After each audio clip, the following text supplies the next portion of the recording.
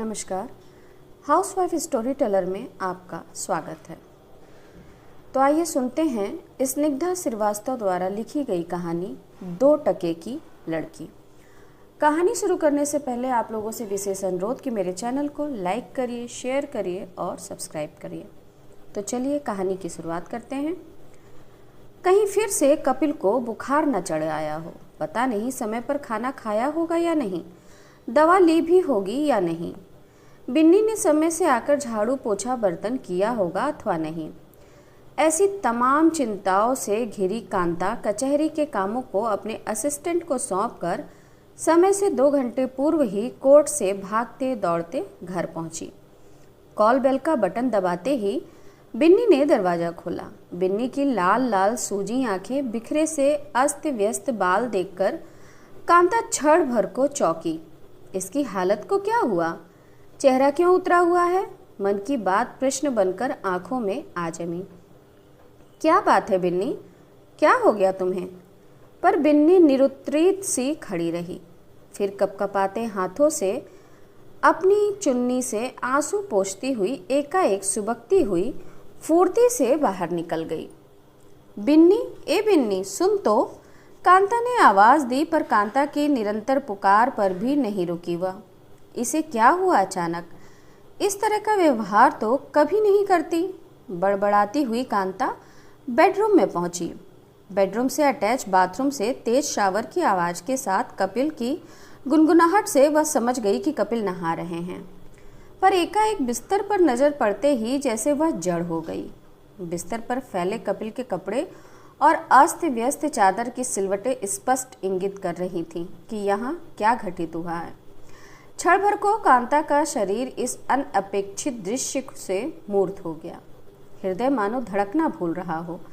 वर्षों से धीरे धीरे जिस विश्वास की नींव पर उसने कपिल के साथ मिलकर वैवाहिक जीवन की इमारत खड़ी की थी, वह अचानक क्षण भर में इस तरह डगमगा जाएगी, ऐसा तो उसने कल्पना में भी नहीं सोचा था। तो क्या कपिल ने बिन्नी के साथ? नहीं, मुझे बिना जाने समझे किसी नतीजे पर नहीं पहुंचना चाहिए। कभी कभी आंखों देखी और कानों सुनी बात से भी सत्य परे होता है। मन को समझाती हुई वह बैठक में आ गई और सोफे पर निढाल सी बैठ गई। सुबह अचानक सिरदर्द और बदन में हरारत की वजह से कपिल बुखार सा महसूस कर रहे थे। दिन भर दवा खाकर आराम करूंगा आज तो, कपिल ने अलसाते हुए कहा था। कांता ने उनके लिए खिचड़ी बनाकर रख दी। वह अकेले ही कचहरी जाने के लिए तैयार हो गई। हालांकि कपिल की अस्वस्थता के कारण वह भी घर में ही रुकना चाहती थी, पर आज एक महत्वपूर्ण मुवक्किल की पेशी थी, इसलिए कपिल ने ही कांता को केस समझाकर जाने के लिए मजबूर कर दिया था। अरे, आज तुम जल्दी कैसे आ गई? बाथरब लपेटे तौलिए से बाल सुखाते हुए कपिल ने बैठक में दाखिल होते हुए पूछा तो कांता की तंद्रा टूटी। बिन्नी को क्या हुआ? रोती हुई क्यों भागी? मेरे आवाज देने पर भी नहीं रुकी। कपिल के प्रश्न को अनसुना कर कांता ने प्रश्न किया। मैंने डांट दिया था उसे, ठीक से झाड़ू नहीं लगा रही थी, इसलिए। क्यों, क्या हुआ? तुम ज्यादा सर मत चढ़ाया करो उसे, नौकरानी को नौकरानी की तरह ही रहना चाहिए। कपिल अति सामान्य ढंग से बोल रहे थे। कांता ने कपिल के चेहरे पर नजरें गड़ा दी। मन ही मन वह कपिल के चेहरे पर विकसित भावों को बारीकी के साथ निरखने और परखने लगी। निश्चलता के अलावा कुछ भी तो नजर पे नहीं आ रहा था। मैंने नाहक ही जाने क्या क्या सोच डाला। मन ही मन ग्लानि सी हो आई उसे। बुखार कैसा है तुम्हारा? कुछ खाया? क्षण भर की चुप्पी के बाद मन कुछ संयत हुआ तो कांता ने पूछा। हाँ, ठीक हूँ। बुखार उतरा तो पसीने से नहा गया था, इसलिए सोचा थोड़ा फ्रेश हो लूं। नहा लिया तो अब कुछ हल्का महसूस हो रहा है। कपिल अब भी सामान्य रूप से बात कर रहे थे। कांता सोफे से उठकर बेडरूम में जाने को मुड़ी ही थी कि कपिल ने पीछे से आकर कांता को बाहों के घेरे में लेते हुए कहा, मैडम, किचन से पहले 2 कप बढ़िया गर्मा गर्म चाय तो बना लाओ, एक साथ पियेंगे। कपिल की मनुहार पर कांता मुस्कुरा दी। सारा क्षोभ हंसी में घुलने लगा। ट्रे में 2 कप चाय लेकर कांता बेडरूम में पहुंची तो देखा बिस्तर पर नई स्वच्छ इस्त्री की हुई चादर फैली हुई है। सलीके से तकिए जमे हुए हैं। पुराना चादर शायद कपिल ने निकाल कर बाथरूम के टब में धोने के लिए डाल दिया था। पर क्यों? बिस्तर की चादर बदलना तो कपिल की आदतों में शुमार नहीं है। शायद वो नहीं जानते कि जब वो नहा रहे थे तब मैं बेडरूम का बेतरतीब नज़ारा पहले ही देख चुकी हूँ। आखिर कोई बात तो अवश्य है जो कपिल मुझसे छिपाना चाहते हैं। ना जाने क्यों मन के भीतर यह बात समा गई। क्या बात है, कहाँ खो गई हो तुम? तबीयत तो ठीक है ना? चाय की चुस्की लेते हुए कपिल ने पूछा। ठीक हूँ, बस यूं ही थोड़ी सी थकान महसूस हो रही है। चाय का कप मेज पर सरका कर कांता आंखें मूंद कर निढाल सी बिस्तर पर ढह गई। मन में उथल पुथल मची हुई थी। कपिल पर सीधा आक्षेप लगाना ठीक नहीं होगा। संभव है मैं ही गलत हूँ, तो अब क्या करूँ? अगले 3 दिन तक बिन्नी नहीं आई। नाराज होगी या कपिल की डांट से ही डर गई होगी। बिन्नी के ना आने के कारण सारा काम कांता के सिर पर आ पड़ा। सुबह घर के सारे काम, ऊपर से कोर्ट कचहरी करते करते कांता थक कर चूर हो जाती। 3 दिनों से कपड़े तक नहीं धो पाई थी वह। कपड़ों का ढेर लग गया था। इतवार को उसने सुबह से वॉशिंग मशीन लगा दी। कपड़े धोते धोते जब कांता ने वह चादर उठाई तो 4 दिन पूर्व कपिल ने धोने को डाली थी, तो अकस्मात कांता का ध्यान उसमें फंसी कान की बाली पर अटक गया। सन्न रह गई वह। अब तो शक की कोई गुंजाइश ही शेष नहीं रही। यह तो वही बाली थी जो पिछले दीपावली पर कांता ने स्वयं बिन्नी को लाकर दी थी। मतलब बिल्कुल साफ था। बिन्नू यूं बिना कारण नहीं सुबक रही थी। देर तक कांता यूं ही खड़ी खड़ी क्षोभ, अपमान और क्रोध से थरथराती रही। अनायास ही उसके पांव की पेशियां कांपने लगी, मानो अचानक किसी ने उसको यथार्थ के कठोर धरातल पर बेरहमी से पटक दिया हो। क्या पुरुष के लिए स्त्री का शरीर इतना महत्व रखता है कि उसे भोगने के लिए वह अपनी उम्र, ओहदा, रिश्तों का लिहाज, मान सम्मान जैसी नैतिकता की सारी हदें पार कर जाता है? बाहरी दुनिया में एक सभ्य, सुसंस्कृत, सम्भ्रात नजर आने वाले हर पुरुष के भीतर क्या इसी तरह का एक कुरूप, कलूष, घृणित मानसिकता वाला चेहरा भी छिपा होता है? अक्सर ऐसे लोग हम लोग के बीच में ही रहते हैं। अवसर पाते ही जिसके आदिम पशु संस्कार जागृत हो जाते हैं। हफ्ते भर बाद आखिर बिन्नी काम पर आ गई। तब तक कांता भी चुप्पी साधे रही। कपिल के समक्ष उसने इस विषय को अब तक नहीं उठाया था। पहले वह बिन्नी से सच जानना चाहती थी। वह भी आखिर वकील थी और समझती थी कि कभी भी एक पक्षीय निर्णय नहीं करना चाहिए। दोनों पक्षों की सुनवाई के आधार पर ही तो न्यायाधीश न्याय करते हैं। बिन्नी आते ही चुपचाप रसोई में अपने काम में लग गई। कांता ने सहज भाव से पूछा, छुट्टी क्यों की? तबीयत ठीक नहीं थी क्या? हाँ, एक संक्षिप्त उत्तर के साथ वह पुनः काम में जुट गई। जब काम निपटा कर बिन्नी जाने को हुई तो कांता ने उसे आवाज़ दी और कान की बाली आगे बढ़ाते हुए बोली, लो, तुम्हारी है ना? बिस्तर में मिली थी मुझे। कांता ने बिन्नी के चेहरे पर आंखें गड़ाकर देखा। बिन्नी का थरथराता शरीर, बंद होंठ और डबडबाई आंखों ने सब कुछ स्पष्ट कर दिया था। कांता ने उसके सिर पर हाथ फेरते हुए कहा, बिन्नी, तुम मेरी बेटी जैसी हो। कोई बात है जो तुम मुझसे छिपा रही हो? शायद मेरे डर से या अंकल जी के डर से, पर यकीन मानो, यदि सच कहोगी तो ना मैं तुम्हें डांटूंगी और ना ही काम पर से हटाऊंगी, बल्कि हर संभव तुम्हारे हित में सही सही सोच सकूंगी, निर्णय कर सकूंगी। कांता की आत्मीयता की गर्माहट से बिन्नी पल भर में पिघल गई। कांता के कदमों में बैठ अपने घुटनों में सिर छिपाए वह सुबकने लगी। मन का गुबार हिचकियों में परिवर्तित हो गया। कांता ने उसे एक गिलास पानी देते हुए कहा, शांत हो जा बिन्नी, बता बात क्या है। बिन्नी ने रोते रोते सब कुछ बयां कर डाला। वही अनअपेक्षित सत्य जिसे पिछले 8 दिनों से कांता सच झूठ की तुला पर मन ही मन तौल रही थी। आज वही सत्य उसके समक्ष नंगा नाच रहा था। सर से पैर तक रोम रोम दहक उठा। ऐसा दुष्कृत्य करते हुए क्या कपिल को क्षण मात्र को भी मेरा ख्याल नहीं आया होगा, नेहा का ख्याल नहीं आया होगा। आंटी जी अंकल जी को ना बताइएगा, उन्होंने मुझसे मना किया था किसी को भी बताने के लिए। कह रहे थे यदि जुबान खोली तो तेरा और तेरी माँ का जीना मुश्किल कर दूंगा। वैसे भी तेरी बात पर यकीन कौन करेगा, बदनामी तेरी ही होगी। रोना कुछ शांत हुआ तो बिन्नी बोली, मैं करूंगी यकीन, अब स्वयं को और अंधेरे में नहीं ढकेलूंगी मैं। मन ही मन कुछ तय करते हुए कांता बुदबुदाई, तू चिंता मत कर बिन्नी। बिन्नी को तो आश्वासन देकर कांता ने भेज दिया, पर स्वयं उसके मन में एक भयंकर चक्रवात आ चुका था जो ना जाने उसके व्यक्तित्व को किस दिशा में बहा ले जाने पर आमादा था। मन में एक अंतर्द्वंद फन उठाए खड़ा था। दोषी को सजा दिलवाती हूँ तो सामाजिक प्रतिष्ठा दांव पर लग जाती है। कल को नेहा का ब्याह करना है, यदि कपिल की प्रतिष्ठा पर आँच आती है तो बेटी की विवाह में कठिनाई होगी। पर जुर्म होते देख चुप्पी साध लेना तो जुर्म करने से भी बदतर होता है। और फिर बिन्नी के प्रति न्याय कर सकेगी वह? कपिल के साथ साथ उसकी भी बदनामी नहीं होगी? यूं ही पड़े पड़े घंटों सोचती रही वह। कमरे में अंधेरा गहराया तो तंद्रा भंग हुई।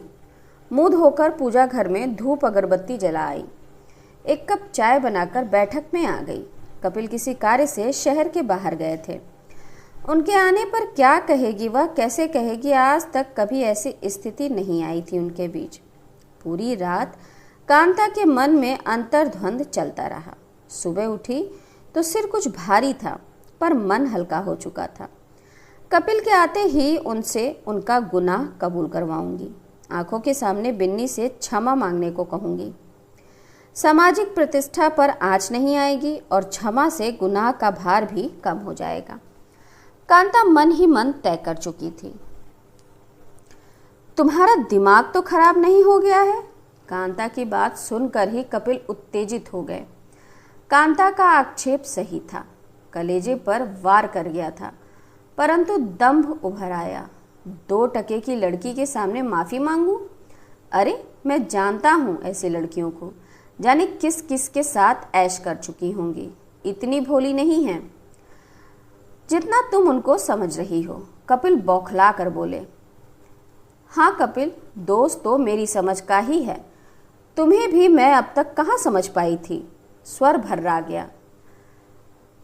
कांता थोड़ी देर चुपचाप थरथराती रही, फिर बोली।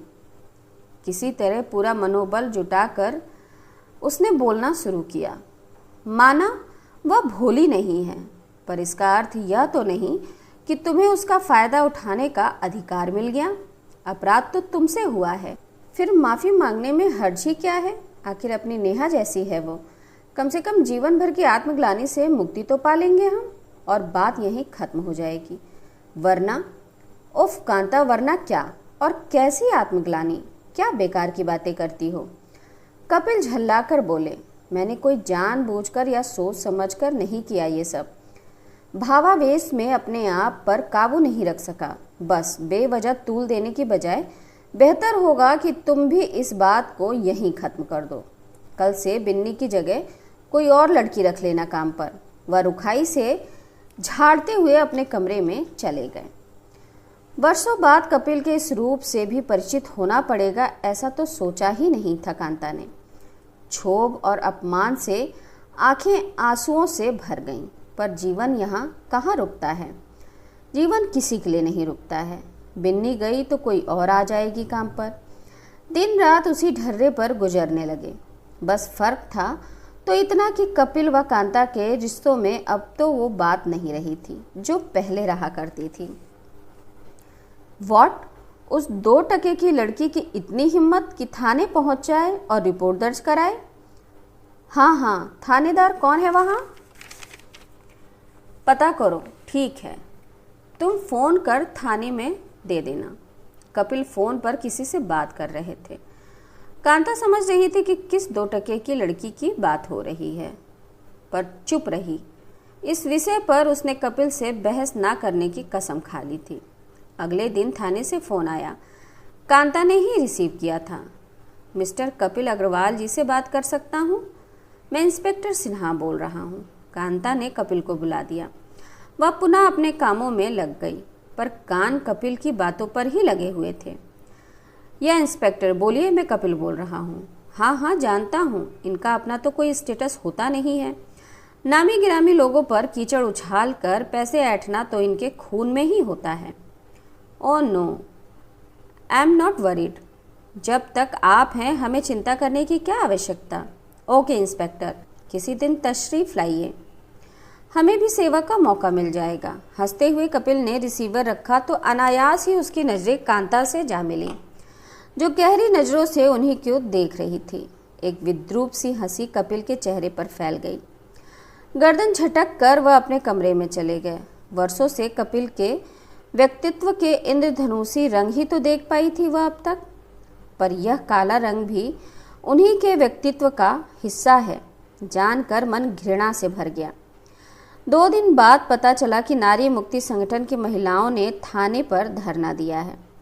बिन्नी की रिपोर्ट दर्ज न करने के मामले में तूल पकड़ लिया था। विरोध में थाने का घेराव व थानेदार के निलंबन की मांग जोर पकड़ने लगी। थानेदार का फोन आया। I am very sorry Kapil, FIR दर्ज करनी ही पड़ी। ऊपर से आदेश था। लड़की की बैंकिंग में नारी मुक्ति वाले खड़े हो गए थे। रिपोर्ट दर्ज ना करते तो सस्पेंशन हो जाता हमारा। कपिल ने रिसीवर रखा तो होश उड़े हुए थे। दिमाग में सन्नाटा छा गया था। वह पगली सी लड़की उसके लिए इतना बड़ा बखेड़ा खड़ा कर देगी, सोचकर मन में उथल पुथल मच गई। मुश्किल यह थी कि अपनी मानसिक दशा की बात वह किसी से भी नहीं कह सकते थे, कांता से भी नहीं। आगे क्या क्या होगा, सारी संभावनाएं किसी चलचित्र सी मस्तिष्क में घूम गई। गिरफ्तारी, जमानत, फिर मुकदमा, लेकिन इस दौरान मान प्रतिष्ठा की जो छीछालेदर होगी उसका क्या? देखा जाएगा, कपिल ने स्वयं को आश्वस्त किया, पर मन ही मन शंका समाधानों के ज्वार भाटे में उठते गिरते रहे। जहाँ जहाँ सहयोग व सहायता की आस थी, कपिल फोन पर फोन लगाते रहे। आखिर 2 टके की लड़की मेरा क्या बिगाड़ लेगी वाला भ्रम कुछ कमजोर पड़ने लगा, पर मन का दंभ कुछ कम ना हुआ। कोई ना कोई जुगाड़ मैं कर ही लूँगा। जहाँ तक जोर मारेगी लड़की अदालत में देख लूँगा, कुछ ना बिगाड़ पाने दूंगा। अपने नाम व अपनी साख पर फिर गुमान हो आया कपिल को। आशा के लंबे चौड़े पंख होते हैं, वही उन्हें ले उड़ी और तब तक उड़ती रही जब तक मुकदमे की तिथि नहीं आई। नियत तिथि पर अदालत में कपिल के ठीक सामने थी बिन्नी। एक उपेक्षा भरी नज़र कपिल ने बिन्नी पर डाली तो उसने नजरें झुका ली, परंतु अगले ही क्षण जब बिन्नी की ओर से केस फाइल लेकर कांता खड़ी हुई तो कपिल सन्न रह गए, मानो पूरा खून शरीर में जहां का तहां जम गया हो। हॉल में कुछ क्षणों तक खुसुर फुसुर मची रही, पर कांता के चेहरे पर अविचलित सा आत्मविश्वास कायम रहा। उसने निसंकोच अपने मुवक्किल की पेशवी की, दृढ़ता के साथ कपिल के समक्ष प्रश्नों की झड़ियां लगा दी। कपिल की कुशाग्रता व वाक्पटुता के बावजूद कांता ने अपनी बात ढीली नहीं की। आज हर तरह से जूझने के लिए वह तैयार थी। तर्क वितर्कों के बीच कुछ ही पलों में सत्य सामने उभर आया। कपिल का झूठा दर्प चूर चूर हो चुका था। न्यायाधीश महोदय ने कपिल को गुनहगार मानते हुए बलात्कार के आरोप में 5 वर्ष की कैद के साथ आर्थिक दंड भी दिया। कोर्ट बहाली के पश्चात कपिल जब पुलिस हिरासत में बाहर निकले तो देखा बिन्नी कांता के चरणों में झुकी हुई है।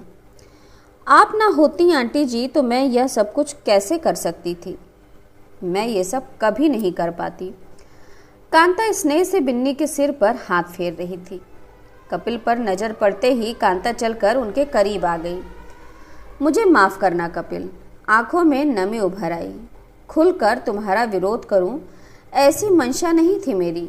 तुम्हारा पुरुषार्थ कुंठित हो ऐसा तो मैं कदापित नहीं चाहती थी, परंतु पुरुषार्थ की बागडोर संयम के हाथों रहे यह भी आवश्यक है। अपनी गलती सुधारने का और प्रायश्चित करने का एक मौका दिया था मैंने तुम्हें, परंतु पिन्नी से माफ़ी मांगने में तुम्हारा अहंकार आड़े आ रहा था, क्योंकि तुम्हारे लिए वह केवल 2 टके की लड़की थी। बिन्नी तुम्हारे लिए 2 टके की लड़की है, तो सोचो कल को हमारी नेहा किसी और के लिए 2 टके की लड़की बन जाए तो। कांता ने कपिल के दोनों हाथों को अपने हाथों में लेते हुए कहा, हमें अपने दुष्कर्मों की सजा इसी जन्म में किसी न किसी रूप में भुगतनी पड़ती है। तुम्हारे इस दुष्कृत्य की परछाई अपने बच्चों पर पड़े और कोई अनिष्ट घटित हो, इसके पूर्व इसका प्रायश्चित हो जाना जरूरी था। बस यही सोचकर मैंने आगे कुछ बोलते ना बना, गला अवरुद्ध हो गया। पलकें आंसुओं के भार से स्वतः बंद हो गईं और हमदर्दी की 2 बूंदें कपिल के हाथों पर लुढ़क गईं। तो ये कहानी यहीं समाप्त होती है। नमस्कार।